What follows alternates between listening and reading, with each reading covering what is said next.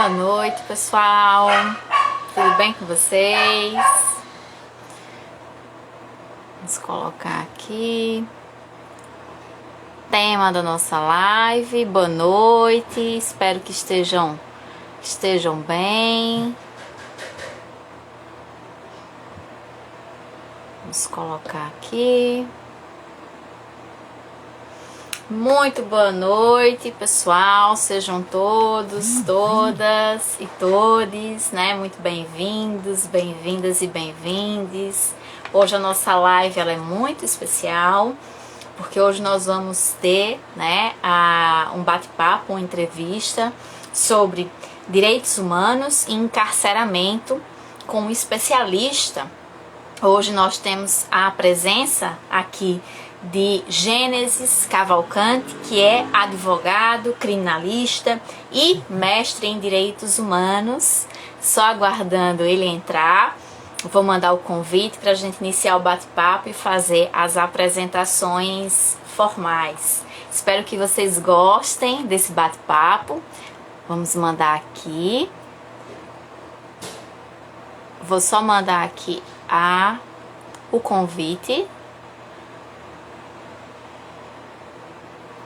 Só um instantinho. Pronto. Boa noite, Gênesis. Tudo bem? Tudo ótimo. Tá me ouvindo? Primeiramente, eu queria muito agradecer. Estou lhe ouvindo muito bem. Você me ouve? Sim. Eu queria muito agradecer a você, Gênesis, por ter aceitado o convite, né? Foi uma indicação da professora Liana e você prontamente, né, aceitou fazer esse bate-papo. Muito obrigada, viu? Eu que agradeço o convite e a indicação da professora Liana, que, enfim, pude conhecer quando eu estava como professor substituto. E agradeço, né, mais uma vez também o convite para estar falando um pouco sobre esse assunto aqui com você. Maravilhoso. Gente, vamos lá, vamos iniciar oficialmente. Eu vou desativar os comentários para não ficar a tela com a imagem do professor, né, sem a gente conseguir vê-lo direito. Então, eu vou desativar para a gente fazer o bate-papo, mas no final eu abro para as perguntas de vocês, tá certo? Então, eu vou só para a gente enxergar melhor o professor. Então, eu vou desativar os comentários. Vamos lá. Então, hoje o tema da nossa live é Direitos Humanos e Encarceramento. Né? O nosso convidado é Gênesis Cavalcante, que é advogado criminalista, e ele vai me corrigir. É mestre em Direitos Humanos, Políticas Públicas e Cidadania pela UFPB. Acho que eu cometi um errozinho. Você pode me corrigir, por favor? Na verdade foi só essa inversão, porque na verdade acabo esquecendo também, né, políticas públicas, cidadania, mas os termos são esses, né? Então, da chamada que estava, é só a inversão dessas políticas públicas com cidadania, mas não teve nenhum erro material, digamos assim. Perfeito. Se você quiser acrescentar um pouco mais sobre você, sobre quem você é, falar um pouco também do seu trabalho no Instagram, nas redes sociais, fica à vontade, Gênesis. Então, boa noite a todas as pessoas que estão aqui nos acompanhando, certo? Como a professora Tiana já me apresentou brevemente, eu sou advogado criminalista, formado aqui pela Universidade Federal, mais especificamente em Santa Rita, né, porque a gente tem um campus aqui de João Pessoa e tem o campus de Santa Rita, né, que não é bem um campus, mas é uma unidade. Sou especialista em Direito Penal e Criminologia e fiz meu mestrado também aqui na UFPB em Direitos Humanos, basicamente estudando essa questão do encarceramento em massa, certo? Então, o título da minha dissertação é a crise estrutural do capital e encarceramento em massa, é o caso brasileiro. Então, o meu objetivo e alguns pontos do que eu vou falar aqui vão dialogar diretamente com a minha dissertação, é justamente entender a origem dessa pena de prisão, certo? E também entender como que essa pena de prisão assume contornos diferentes no nosso país e, obviamente, obviamente, tentando analisar essa questão do grande encarceramento brasileiro. Então, tentar entender por que, nas últimas décadas, a gente tem hoje, atualmente, quase 1 milhão de pessoas encarceradas. Então, o meu estudo foi mais ou menos nesse sentido. Perfeito, perfeito. Bom, então vamos iniciar o nosso bate-papo. Aqui no nosso espaço, Gênesis, a gente tem alunos de serviço social, sociologia, filosofia, assistentes sociais formados, então é um público diverso das ciências humanas de modo geral, mas sobretudo do serviço social.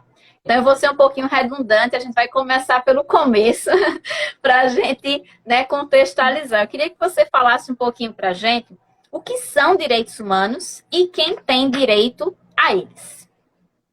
Certo. Eu já vou adiantar também aqui que as perguntas, muito provavelmente que virão, elas vão se complementando, certo? Então, até para a gente conseguir dar uma dinâmica maior, eu vou tentar não me estender muito em uma determinada pergunta, porque, na verdade, elas vão se entrelaçando e aí o contexto vão responder essa grande pergunta, o que são direitos humanos, certo? Mas tentando ser o mais direto possível e o mais didático, vamos dizer assim, direitos humanos basicamente são direitos considerados inatos, inerentes a todos os seres humanos e que, em tese, não precisaria de um reconhecimento estatal.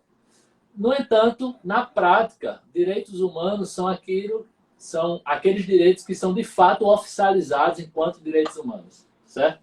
Então, basicamente, a gente tem uma diferenciação que na prática acaba,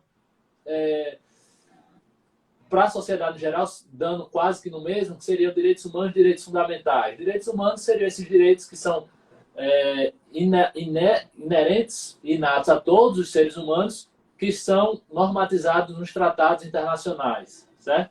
E os direitos fundamentais seriam justamente muitos desses direitos que são consagrados nos tratados internacionais, só que agora positivados, normatizados no plano nacional, no nosso país. Então, na nossa Constituição, nas leis, enfim. Então, direitos humanos, na prática, acaba que são os direitos que são inerentes a todos os seres humanos, mas que precisam ser normatizados para serem considerados, de fato, direitos humanos e ter a possibilidade da gente pleitear tal direito, certo? Então, muitas vezes a gente tem a consideração que tal questão seria um direito humano, mas que na prática, se não tiver uma normatização, acaba carecendo de possibilidades de exigibilidade daquele direito. Então, resumidamente, seria isso. Perfeito, perfeito. E aí, seguindo um pouco, eu queria que você falasse um pouquinho, Gênesis, o que fazer quando um direito humano é violado. E a gente sabe que, infelizmente, no nosso país, não é uma exceção, é a regra, né? Os direitos humanos serem violados, sobretudo dos grupos historicamente oprimidos, das minorias. Então, quando um direito humano é violado, o que fazer? Então, eu acho que o primeiro pensamento, principalmente vindo de um jurista, mas até da sociedade em geral, teve um direito humano violado, vou buscar o judiciário, né? Vou tentar buscar pleitear esse meu direito. É, de fato, uma medida possível, né? Então, pleitear este direito perante o judiciário, mas não é a única medida possível, né? Quando você tem um direito humano violado, certo? Então, há possibilidades, inúmeras possibilidades, que você, quando tem um direito humano violado, você pode reivindicá-lo, né? Pode cobrar a exigência que aquele direito seja respeitado. E aí eu poderia citar, por exemplo, a própria Defensoria Pública, né? Enquanto promotora dos direitos humanos, que podem, né, estar atuando não só judicialmente, mas extrajudicialmente para a exigência, né, o cumprimento desses direitos humanos, os próprios conselhos tutelares, os CREAS. Então, são instituições, né, o próprio PROCON, que trabalha com a questão do direito do consumidor, que em alguns aspectos vai ter relação direta com o direito humano, né, direito humano a ter abastecimento de água, a ter a energia nas suas casas. Então, assim, muitas vezes, muitos direitos humanos, né, podem ser pleiteados de outra forma que não do judiciário, certo? Então, o judiciário, muitas vezes, ele é muito demorado, ele é muito moroso, e a gente acaba, muitas vezes, pensando em resolução de conflitos tão somente pela via judicial. E existem inúmeras outras possibilidades que, na prática, acabam sendo, não tendo investimento, né? Não sendo aparelhado devidamente para lidar com essas realidades, e acaba resultando na busca pelo judiciário, porque essas outras instituições acabam, muitas vezes, esbarrando na própria estrutura que tem para a demanda de violações, né, que acabam ocorrendo. Mas a gente poderia citar essas outras instituições nas quais a gente poderia estar nos socorrendo para que um direito, né, e aí que um direito humano seja garantido. Mas, de fato, a instituição que tem esse poder de coercibilidade, de fato, literalmente, seria o judiciário. Então, uma das primeiras medidas seria buscar o judiciário, e aí você, para a população mais pobre, principalmente, tem a Defensoria Pública, que ainda precisa ser estruturada, mas nos últimos anos, nas últimas décadas, tem avançado muito nisso. Mas a gente tem a própria OAB, né, que tem como um dos seus objetivos a defesa dos direitos humanos. Existe uma comissão dos direitos humanos, então, nos estados em geral, você pode procurar também, ao saber de uma violação do direito humano, e aí vai existir a possibilidade também de pleitear judicialmente ou extrajudicialmente, mas existem essas outras instituições possíveis que estão na luta, né, contra as violações de direitos humanos e que são instituições possíveis de atuar para garantir esses direitos. Joia, maravilha. Bom, e aí, seguindo, você acabou falando um pouco já, né? Um pouco do que eu vou te perguntar no terceiro aspecto. Se você quiser complementar, a gente pode, ou a gente passa, mas enfim. Você colocou, né, alguns equipamentos sociais que são, digamos assim, suporte, né? Que são um grande suporte para a defesa dos direitos humanos. Você colocou o Conselho Tutelar, o CREAS, enfim, tantos espaços. E aí eu queria que você, se você quiser complementar, existe mais algum equipamento público que faça esse atendimento jurídico gratuito, né, para as questões relacionadas à violação dos direitos humanos? Porque a gente sabe que, de fato, né, a questão do atendimento, dos serviços de um advogado é caro, né? A maior parte da população não tem possibilidade financeira de arcar com esses custos. E aí, digamos que uma pessoa, sei lá, enfim, por exemplo, precisa de um atendimento de saúde, de urgência, e por alguma razão esse processo está sendo negado junto à saúde pública. E essa pessoa precisa com urgência, então, fatalmente, ela vai precisar judicializar. Então, existe aí mecanismos, equipamentos, além dos que você falou, que ofereçam esse atendimento gratuito no que diz respeito à orientação jurídica? Sim, perfeito. Complementando, né, algo que eu já tinha comentado na pergunta anterior, eu acho que a principal instituição nesse caso seria a Defensoria Pública, porque de fato são atores, né, nesse sistema jurídico que são específicos para a população mais pobre da nossa sociedade. Então, existe essa primeira possibilidade. Existe a possibilidade também, a depender do caso, de se buscar o próprio Ministério Público, que se subdivide em várias promotorias. Então, tem promotoria de combate à violência contra a mulher, promotoria da saúde, do consumidor, do idoso. Então, existe essa possibilidade de se buscar essas instituições, a própria OAB, que existe comissões de direitos humanos, as próprias universidades, a pública, as privadas também, existem muitas vezes convênios jurídicos que, enfim, a depender do caso, poderão atuar pleiteando esses direitos. Existem casos também de advocacia popular que vão atuar justamente a depender do caso, muitas vezes de forma pro bono, né? Ou seja, sem cobrar. Mas diria que, para quem está nos acompanhando, que não tem condições financeiras e precisa urgentemente procurar um órgão, né, para tentar resolver um direito para ontem, digamos assim, busque a Defensoria Pública, certo? E outra instituição que, enfim, não seria o acesso para judicializar, mas para publicizar e pressionar os governantes, seria a própria mídia, né? A gente sabe que muitas vezes, quando o jornal passa aquela matéria dizendo que está faltando remédio, está faltando leito para ser internado, há uma pressão muito grande nos governantes. Então, é um meio também, né, de se pressionar, e a depender da urgência, é buscar todos os meios. Busca a defensoria, busca o Ministério Público, a depender do caso, né, essas promotorias, tenta buscar a própria mídia para tentar que aquela matéria seja passada nos seus jornais. Então, busca diversas instituições, mas se tivesse que escolher uma, busca a defensoria. Você não vai pagar nada e vai ter a possibilidade, se for algo possível de um acordo extrajudicial, né, que a defensoria possa resolver sem acionar o judiciário, né, com a requisição, com algum pedido de informação que a defensoria tem esse poder, será até mais rápido e será feito. Caso não, será judicializado, você terá o acompanhamento de um responsável, né, nessa área jurídica para, enfim, reivindicar aquele seu direito perante o judiciário. Perfeito, perfeito.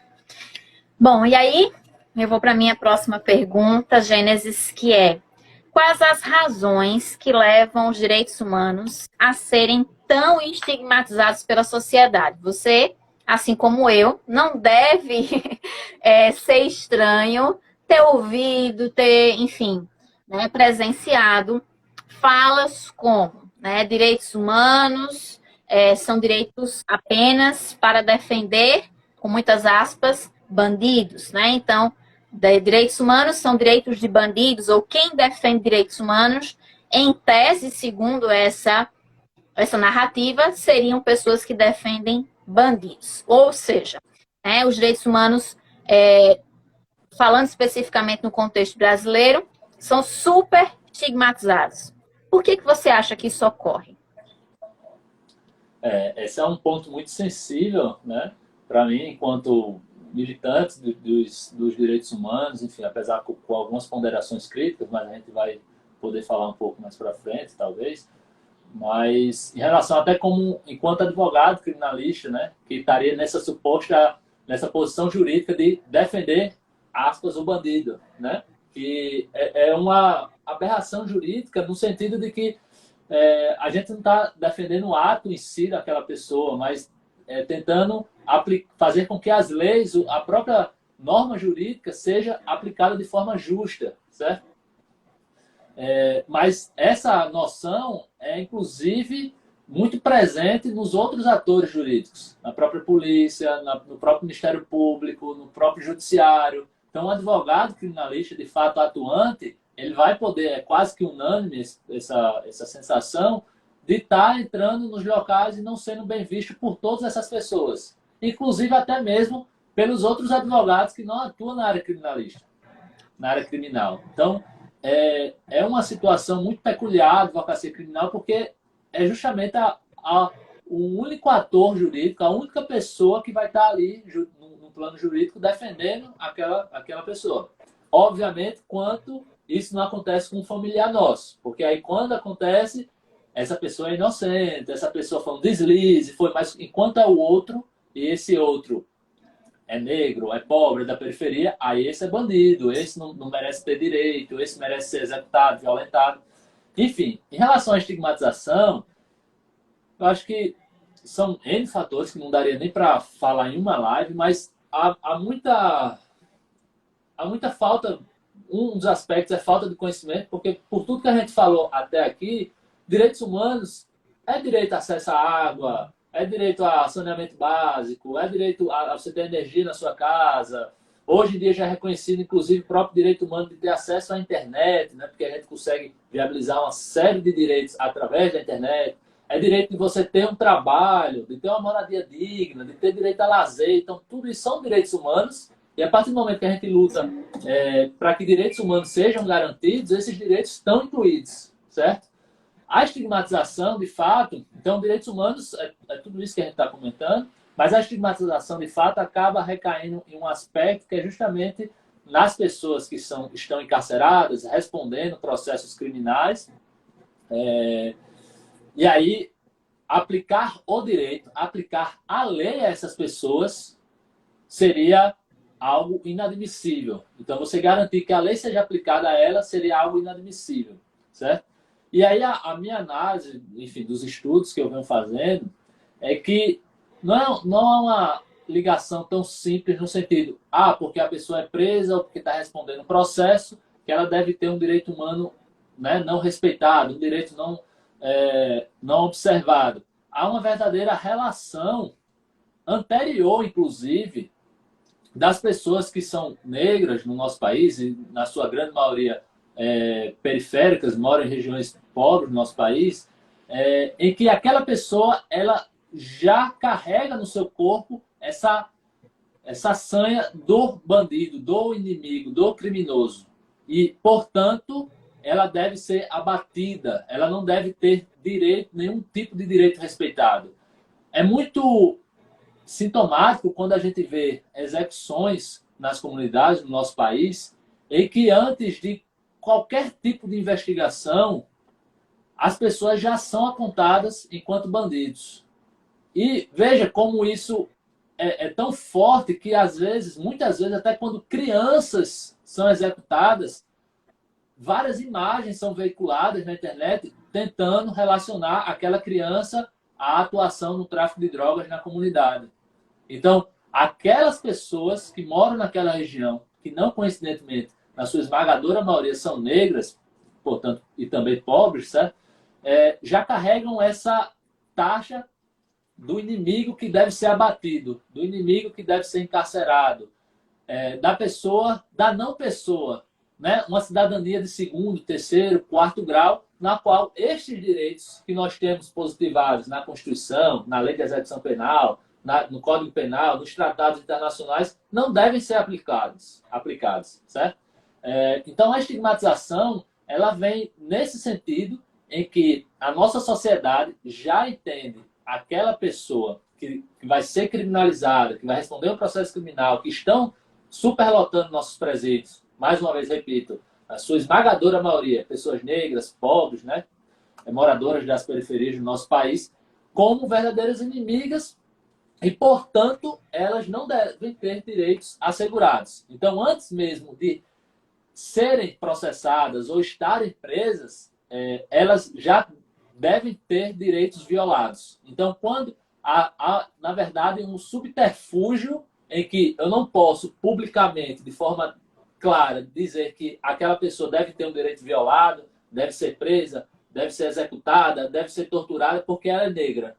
Então, eu utilizo de subterfúgios, e aqui no caso seria o próprio instrumento do aparato criminal, da legislação penal, em que eu vou criminalizar aquela pessoa que já nasce com essa tarja de criminoso, de bandido, de perigoso, e agora, com essa desculpa de que é um traficante, de que ajuda o tráfico, de que comete um crime, eu legitimo todo tipo de violência. E aí entra as violências no geral, físicas, torturas, o encarceramento, e no nosso país é uma característica muito marcante, são das execuções.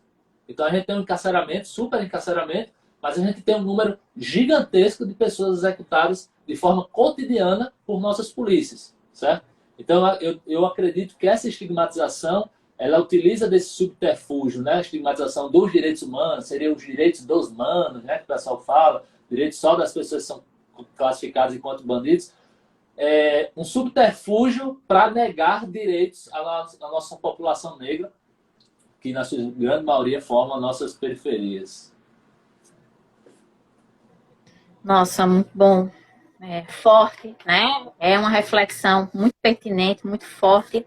Chega a doer um pouco, né? A gente perceber o quão sintomático o racismo ele é no nosso país, né? E as feridas que ele vai abrindo, né? Que ele vai construindo, como, por exemplo, essas que você coloca, Gênesis. Mas, enfim, a gente vai discutir isso mais no bate-papo. Eu queria que você falasse, Gênesis, né? Você trabalha com essa questão do encarceramento, você, né, trabalha com esse público. Eu queria que você falasse um pouco sobre as principais dificuldades mesmo, né, os desafios das pessoas encarceradas no Brasil.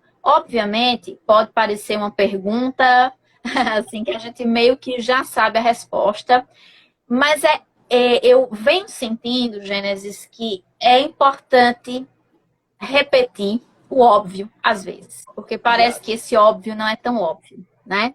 Então, por gentileza, fala um pouquinho pra gente.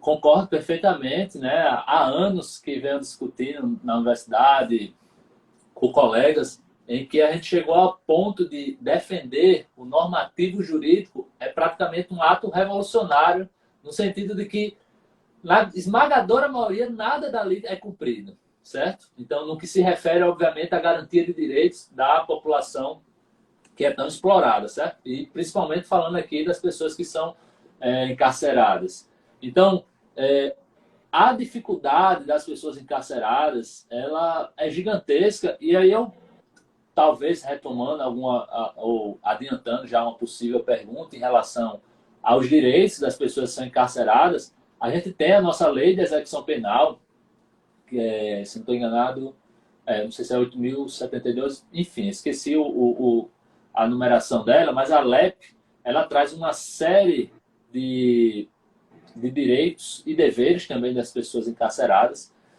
que vai justamente garantir, e aí é muito parecido com a Constituição, né? Uma série de direitos que, na prática, qualquer criança consegue perceber que nada dali é cumprido. Então, direitos a atendimento à saúde, vestuário, trabalho, lazer, alimentação digna, certo? A possibilidade de você desenvolver trabalhos intelectuais, artísticos, ter lazer, enfim. O artigo 42 da lei, ela vai trazer essa série de direitos que, na prática, não são respeitados.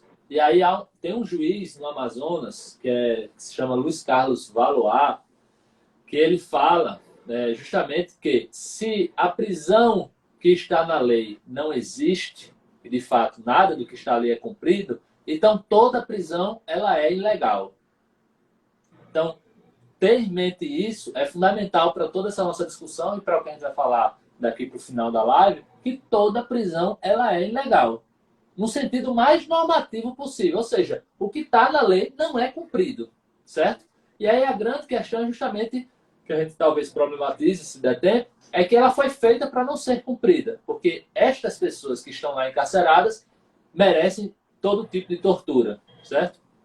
Dentro dessa lógica maior, obviamente, não no plano jurídico, mas dentro dessa lógica maior que constitui esse nosso tipo de sociabilidade.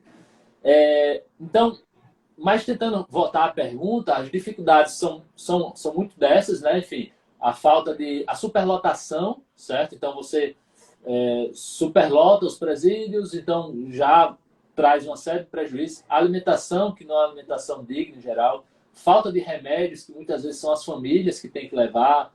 Vestuário insuficiente, muitas vezes a família tem que levar. Materiais de higiene, certo? Então, falta de trabalho nesses locais, no sentido mesmo de ocupar as pessoas, porque estar naquele local é de fato uma tortura cotidiana, certo? Então, o trabalho teria pelo menos essa função de ocupar minimamente alguma hora daquelas pessoas que estão lá. Falta de ofertar a própria questão da educação, já que a grande maioria dos que estão lá, muitas vezes, nem ensino fundamental completaram, ensino fundamental 1, muitos não sabem nem ler, nem escrever, então, assim, falta esse acesso à educação, tudo que está assegurado em lei, certo? Tudo isso está em lei e não é cumprido. Então, há uma série de direitos que são violados. Há especificidades muito simbólicas e muito fortes quando a gente trata de determinados públicos. Por exemplo, quando são as mulheres encarceradas. Muitos desses direitos são violados e muitas vezes levados ao judiciário pelos familiares. Mas no que concerne às mulheres, quando essas estão encarceradas, há um total abandono da família. Isso reflete muito da nossa sociedade. Então, é muito marcante você ir no presídio no dia de visita, no presídio masculino, e ver filas de várias mulheres levando comida, levando os remédios, materiais de higiene para os seus companheiros, pais, familiares.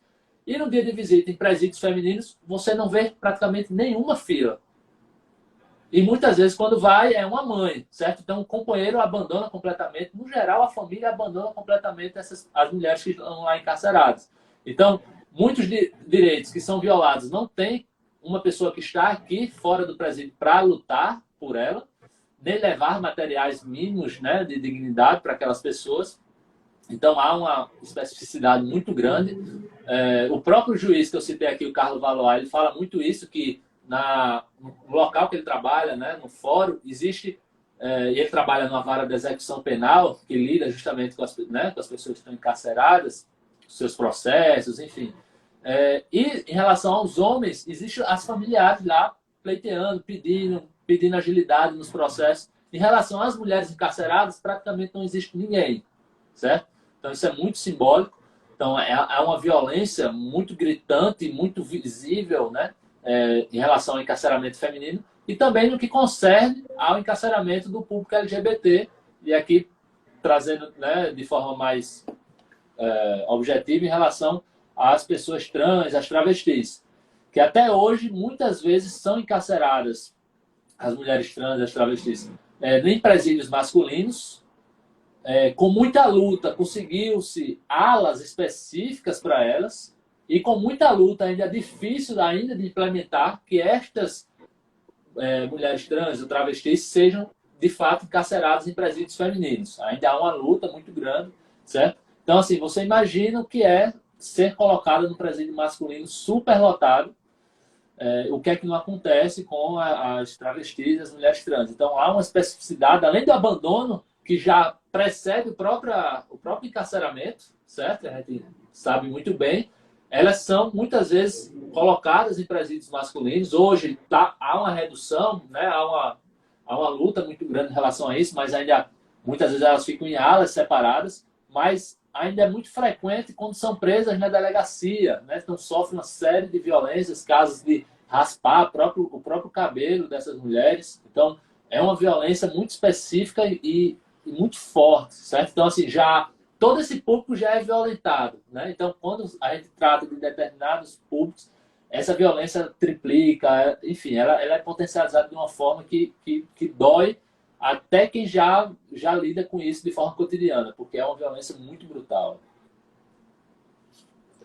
Perfeito, Gênesis. Nossa, né? Realmente, às vezes a gente, né, mesmo sabendo, né, de todas essas situações, ouvir novamente é tocante, né? Quem tem um mínimo de humanidade, quem tem um mínimo de empatia, percebe que as situações estão realmente num nível, né, onde, como diria o professor Zé Paulo Neto, as possibilidades civilizatórias se esgotaram.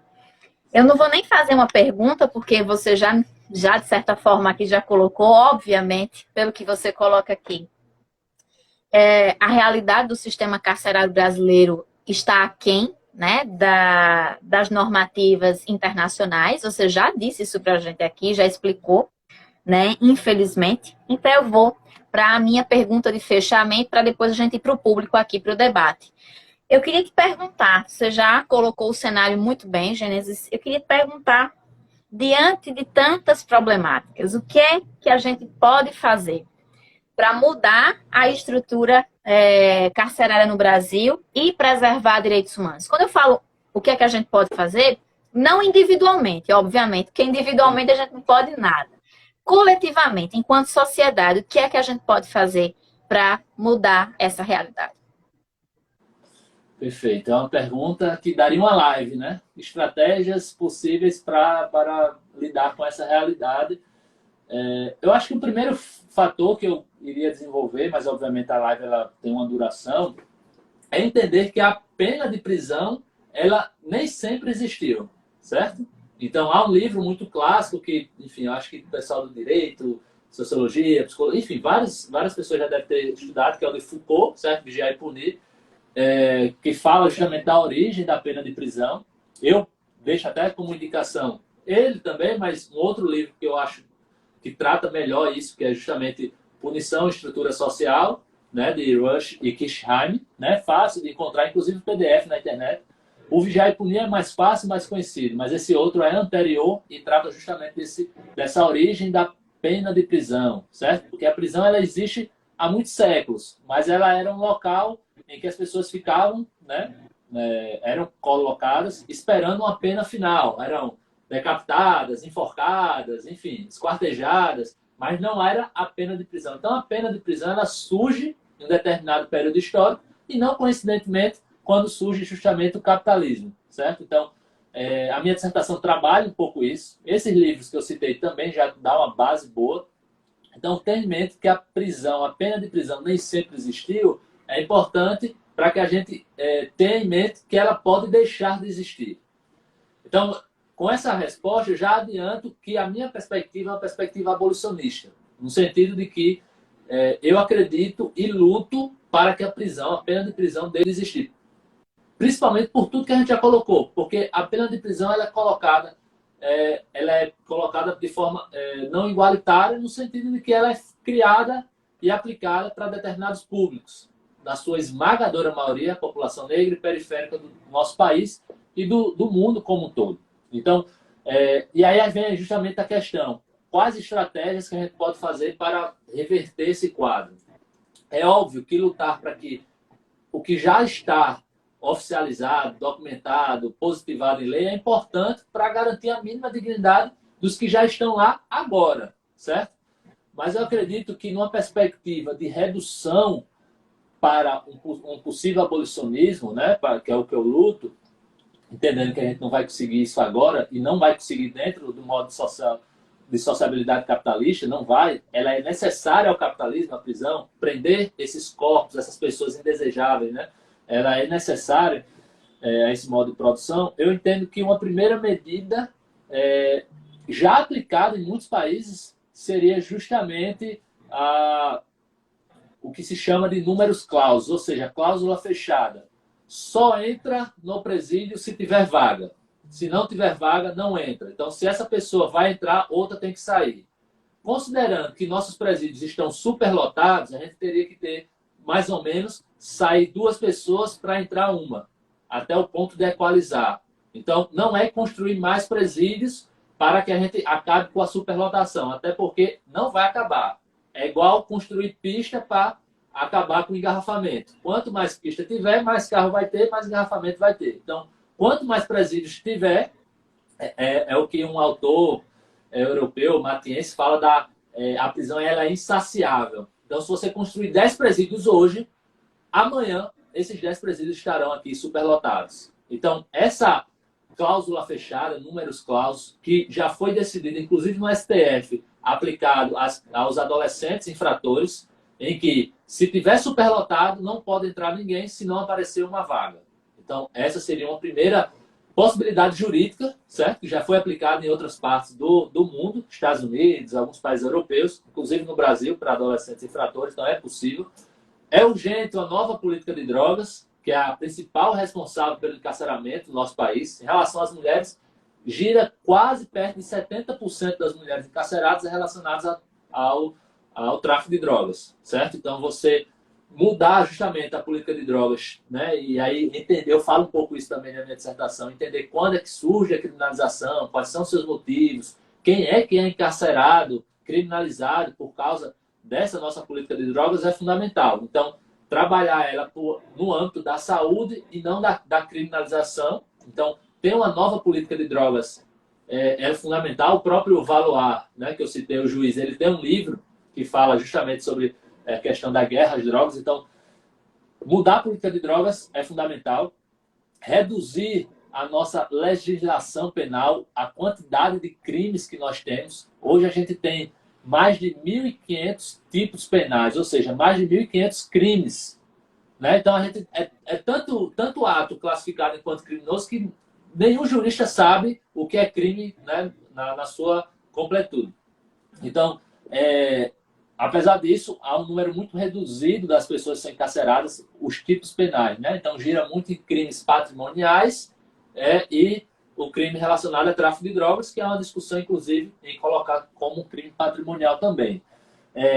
Então, uma outra possibilidade é investir maciçamente na defensoria pública, né, que é uma instituição fundamental de desencarceramento, né, de atendimento às pessoas, inclusive, que estão encarceradas. Então, defensorias públicas bem aparelhadas conseguem reduzir níveis de encarceramento, certo?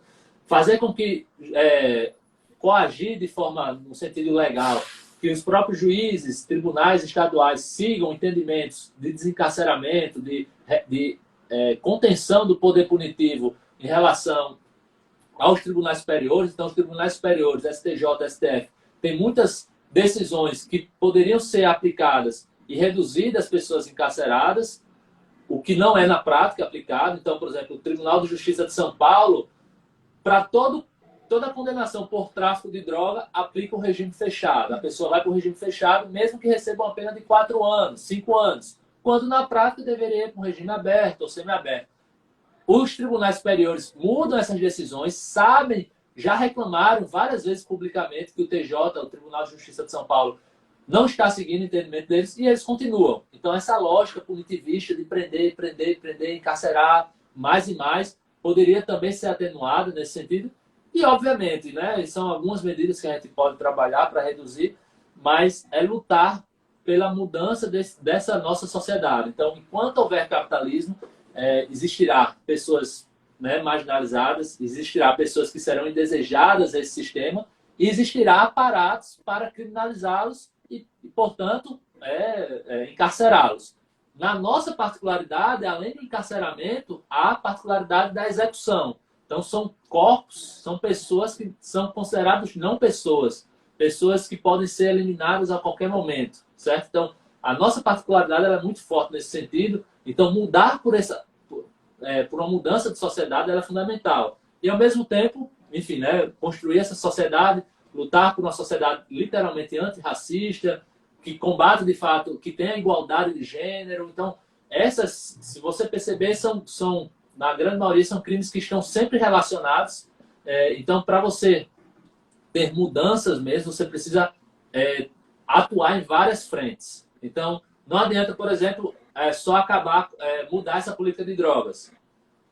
Enquanto a gente viver nessa sociedade extremamente violenta e desigual, essas pessoas serão encarceradas e criminalizadas por outros motivos. Então, ao meu ver, né, e aqui colocando as pessoas, meu posicionamento, lutar contra o capitalismo, ela é urgente, certo? A gente já está na barbárie, na verdade, há muito tempo aqui no Brasil, certo? Então, se a gente pegar os números de execuções, de encarceramento, como essas pessoas vivem, como a população que está, entre aspas, livre, vivendo nas nossas periferias, é absurdo, é uma verdadeira barbárie, certo? A gente já está nessa barbárie há muito tempo, certo? Enquanto outros países europeus, né, vamos dizer assim, do centro, estão chegando, ou enfim, recém chegaram a esses patamares, em alguns grupos, a barbárie, a gente já está há muito tempo, certo? Então, não há outra saída senão lutar por uma mudança de fato radical dessa sociedade, certo? Então, dê possibilidades jurídicas para pelo menos conter, né? Porque a gente vive num caos, verdadeiro caos, mas mudança estrutural só com a derrubada de fato do capitalismo. Perfeito, eu vou abrir aqui para os comentários para a gente finalizar com a pergunta, com as perguntas do pessoal. E podem colocar as perguntas, tá, gente? Fiquem à vontade. Agora, para a gente finalizar, eu quero finalizar com umas 3 perguntas de vocês. Enquanto isso, Gênesis, é muito interessante assim, a tua fala e o teu posicionamento muito claro, muito demarcado, no sentido de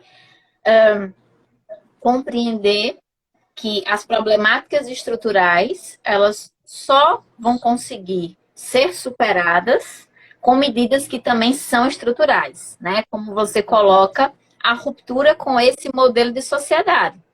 Porque se é esse modelo de sociedade que produz aquilo que nós chamamos de expressões da questão social, né? Se é essa sociedade que produz a desigualdade, o racismo, o encarceramento em massa, não à toa, né? A maior parte das pessoas que estão nas prisões no Brasil, né? Como você colocou muito bem, são pessoas negras, pobres e periféricas, né?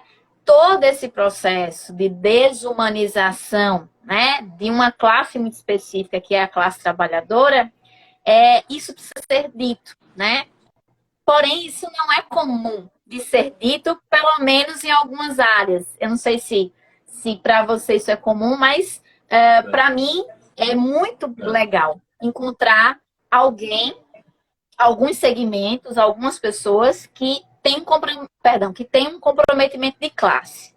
Para isso, né, a pessoa precisa se reconhecer como trabalhador, como trabalhadora, né, e, portanto, defender os interesses da classe trabalhadora. Eu fico muito feliz de encontrar um advogado, uma pessoa do ramo, né, jurídico, que, para além das demandas judiciais, que eu não sou a pessoa habilitada para falar a respeito, porque eu não sou especialista, mas que tem uma dimensão política muito interessante, Gênesis. Assim, a sua fala, ela é necessária. Eu queria falar já vou ler o comentário da Vi, e eu vou só falar uma coisa que eu acho que, não sei se você vai concordar ou não, fique muito à vontade. Uma vez, como eu já estou, né, como você, dando aula são 9 anos, né? Próximo ano faço 10 anos de sala de aula, no ensino superior privado. E uma vez um aluno me disse assim, professora, mas isso é uma utopia. E eu disse, eu concordo com você. Mas as utopias, elas existem e elas já se realizaram ao longo da história. Alguns séculos atrás, era uma utopia sair de um regime medieval, feudal, baseado no escravagismo, e migrar para um modelo de sociedade onde, pelo menos em tese, teoricamente, a gente vai ter as liberdades civis, jurídicas preservadas. Isso ocorreu. Alguns séculos atrás, a mulher votar, a mulher trabalhar, era uma utopia. Mas isso ocorreu. Todas as grandes conquistas que nós usufruímos hoje, elas foram utopia há alguns séculos atrás. Todas foram utopias. Para uma mulher do século XIX, ver a realidade de Tiana hoje, isso era impensável. Agora, essas utopias, elas são possíveis de serem materializadas se e quando há, primeiro, um processo de consciência de classe, né? Porque a gente só luta quando a gente tem consciência de classe. Segundo, organização através dos movimentos sociais, da sociedade civil, da luta coletiva, né? A gente só consegue romper com um modelo que nós avaliamos que já esgotou as suas possibilidades civilizatórias coletivamente. E é claro que isso não acontece da noite para o dia. A gente sabe que, em termos históricos, isso leva tempo, isso é processual. Então, eu acho que é muito nesse sentido, não sei se você discorda ou quer acrescentar alguma coisa. Não, eu acho que é muito isso. De fato, eu acho que teve uma pergunta, eu vi por cima. É um discurso muito difícil de trabalhar na sociedade. Inclusive, quando a gente discute isso no plano político, para um partido, né, eu lembro que o Haddad, na época, chegou a falar sobre política de desencarceramento. Foi um auê, né? Porque o outro lado, né, colocou, olha, vai querer soltar os bandidos. Então, assim, algo que a gente trabalhou muito pouco aqui na live é justamente o papel da mídia. Então, essa questão da regulamentação da mídia, que é fazer com que o povo tenha, de fato, a possibilidade de falar, porque tem um estudo, enfim, tem uma parte de um livro de um juiz lá do Rio de Janeiro, Rubens Casara, que ele faz uma diferenciação que eu sempre chego a falar e acho interessante, que é a diferença entre opinião pública e aquela opinião publicizada. Então, e muitas vezes elas se confundem, mas muitas vezes a opinião publicizada, ou seja, dos meios de comunicação que a gente sabe que representam os interesses da classe dominante, que vão colocar como o sentimento da sociedade seria um determinado sentimento. Quando na prática, quando você vai trabalhar e vai discutir com as pessoas começam a perceber que elas serão as principais vítimas daquela opinião. Então, é difícil, de fato, trabalhar essas discussões que a gente falou aqui com a sociedade em geral, porque, primeiro, Quando se fala em direitos humanos, só se pensa relacionado aos direitos das pessoas que estão encarceradas. Quando, na verdade, direitos humanos incluem uma gama de direitos, certo? Os movimentos humanos estão na luta por uma série de direitos que extrapolam os direitos das pessoas encarceradas. No segundo ponto, estas pessoas, em geral, a população em geral, muitas vezes, até colocado pela mídia, né, nesses interesses, não percebem que muito possivelmente essas pessoas são muito passíveis da própria criminalização. Então, as pessoas que estão passíveis da criminalização muitas vezes lutam contra esses direitos sem muitas vezes perceber, né, que justamente está lutando contra os seus direitos. Então, essas discussões são muito sensíveis e muito delicadas. Então, é só ver o plano de governo, né? Quase nenhum dos políticos em geral, quase nenhum discute. Na verdade, é muito investimento em mais polícia, investimento em tecnologia de monitoramento, a guarda municipal virando uma polícia, os agentes penitenciários agora são polícia penal. Então, a gente percebe essa estrutura militarizada em todos os aspectos, né? E, na verdade, tem uma frase do sociólogo Alessandro Barato, italiano, que ele fala justamente isso. Precisamos mais de segurança dos direitos do que direito à segurança. Então, a gente precisa que os nossos inúmeros direitos sejam assegurados para que a gente tenha, de fato, um direito à segurança. Então, a gente não tem nada, mas a gente quer que a polícia esteja passando na sua frente, na sua rua, enfim. Então, perceber que direitos humanos é algo muito mais amplo e que são cotidianamente violados, né, é fundamental para que a gente possa lutar e colocar essa temática para a população em geral. Maravilha. Vou ler aqui os comentários para a gente finalizar com eles. Vamos lá. Elinha, um beijo, diz parabéns, uma verdadeira aula. CMSP diz assim, ia comentar a mesma coisa que a professora Tiana colocou, seria como mudar essa situação que vivemos atualmente. Um abraço, um beijo, Vi. Ela acrescenta, diz, gostaria apenas de agradecer pela aula maravilhosa. A Rayane colocou assim, o minimalismo penal não poderia constituir um argumento mais fácil de convencer a sociedade no geral. No mais, parabéns pela live. Bom, quer comentar para fechar alguma coisa, Gênesis? Eu acho que é isso, né? A minha perspectiva abolicionista, que de fato é abolir, mas obviamente entendo, né? Tem abolicionistas que não, né? Mas eu entendo que dentro do capitalismo ela é impossível, né? Mas a gente precisa estar sempre lutando, tentando avançar, porque lutar só para que seja garantido direitos que estão aí ela é insuficiente, certo? Mas as estratégias que eu coloquei na última pergunta vai muito nesse sentido do minimalismo, ou seja, de contenção desse poder, né? Então, dessas estratégias de mudar a política de drogas, reduzir os crimes, né, que são tipificados enquanto crimes, certo? Então, essas políticas enfim, a maior investimento na defensoria pública e em outras instituições, como CREAS, conselhos tutelares, né? A própria questão da mídia, né? A mídia, esses jornais policialescos, né? A estigmatização dessas pessoas, a legitimação da violência, a brutalização dessas pessoas, né? Que são colocadas de forma cotidiana, há uma série de trabalhos. Então, assim, a proibição geral desses tipos de programas, né? Então, há uma série de propostas possíveis para contenção, né? Desse poder, né? Punitivo, desse superencarceramento. A própria instituição que eu coloquei do números clausos, cláusula fechada, né? Então, se está superlotado, não pode entrar ninguém. Então, para entrar, tem que sair. E aí, quem que você vai tirar? Por exemplo, crimes patrimoniais que não tiveram violência contra a pessoa, que é o crime de furto, né? Um dos mais claros, mais óbvios. Você pode tirar essas pessoas de forma muito clara, né? Muito fácil do cárcere. Não precisa, você pode responder por isso sem estar preso, sem utilizar o direito penal. Política de drogas, certo? Então, você tem milhares e milhares de pessoas encarceradas, muitas vezes até mesmo usuários. Então, o que define que é usuário e traficante é a sua cor de pele, onde você mora, certo? Então, uma nova política de drogas. Então, são estratégias minimalistas para a contenção desse poder punitivo, para, quem sabe, a gente atingir o abolicionismo no final.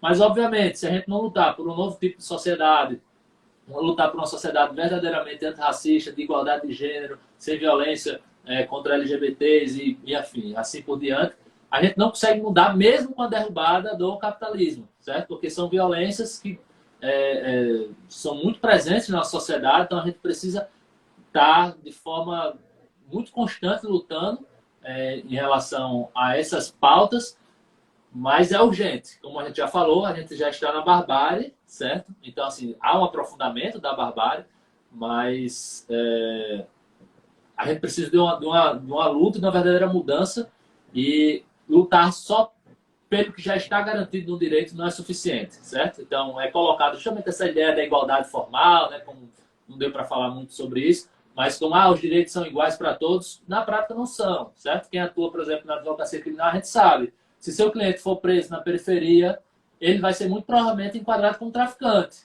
Eu já peguei pessoas que foram presas, não eram da periferia, era universitário, era branco, e eu tenho certeza que se fosse na periferia, ele seria condenado a tráfico. No caso, nem o usuário foi considerado. Então, assim, há essa diferença.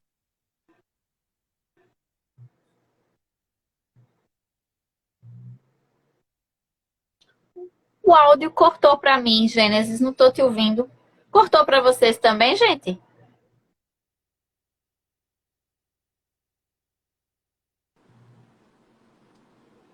Agora acho que voltou. Fala de novo, Gênesis? Tá me ouvindo? Agora tô. Tô sim. Foi uma ligação aqui, me ligaram agora. Mas, enfim, acho que é isso. Basicamente, essa estratégia de contenção do poder punitivo é uma estratégia interessante, mas não basta só isso, né? Então, se a gente não lutar, no meu caso, por uma sociedade anticapitalista, né, lutar pelo socialismo, a gente não vai conseguir avançar e a gente vai estar sempre enxugando gelo. O que é necessário, na medida que a gente está hoje, para garantir mínimos direitos, mas ela não é suficiente. Então, daqui a 10 anos, a gente pode estar fazendo um encontro, uma live, falando a mesma coisa. E muito provavelmente até uma situação pior, certo? Então, eu acho que o meu recado é esse, utilizar essa frase do Alessandro Barata, a gente precisa garantir mais os direitos e não necessariamente ter mais segurança dos direitos e não mais direito à segurança. Então, assegurar os direitos que são já, em sua grande maioria, violados. Entender que a prisão ela pode deixar de existir é fundamental para nós, abolicionistas, porque ela teve uma origem e a gente luta pelo seu fim, certo? E basicamente seria isso, agradecer o convite, adorei conhecer o teu trabalho no Instagram, assistir um pouco da live com a Liana, enfim, que é uma pesquisadora, inclusive se ela estiver acompanhando, meus parabéns para ela, que passou no mestrado em Direito, certo? E está discutindo essas temáticas também, né, de criminologia, então ela é um fenômeno incrível, né, terminou o doutorado, já está fazendo mestrado, então meus parabéns, Liana, e agradecer de fato o convite de estar trabalhando essas temáticas, que eu adoro, e estou sempre à disposição quando precisar. Nossa, eu que agradeço, Gênesis. Foi super enriquecedora essa live. Muito obrigada mais uma vez. Assim, pode ter certeza que a alegria, que a honra é toda nossa. Tenho certeza que todas as pessoas que acompanharam aprenderam muito, ao menos refletiram ou foram provocadas a refletir. Essa live vai ficar salva, então outras pessoas vão assistir. Tenho certeza que vai provocar uma reflexão, que eu acho que é pelo menos o início de uma conversa, é promover essa reflexão. Eu quero muito agradecer a você. Vou deixar o seu Instagram marcado aqui na nossa live. Para vocês aí, gente, sigam o Gênesis para acompanhar. Ele faz. Eu venho seguindo ele, então eu vejo que ele dá muitas orientações a respeito do direito. Eu não sou do direito, mas eu sou curiosa sobre muitas áreas, então a gente aprende muita coisa nos stories dele, nos feeds, nas publicações. Então, sigam o trabalho, né, do Gênesis. Muito obrigada, meu querido. Muito sucesso para você. Conte sempre conosco. As portas aqui do Instagram e do YouTube estão abertas sempre para você. Muito obrigada. Eu agradeço. Boa noite, pessoal. Tchau, gente. Boa noite. Tchau, boa noite.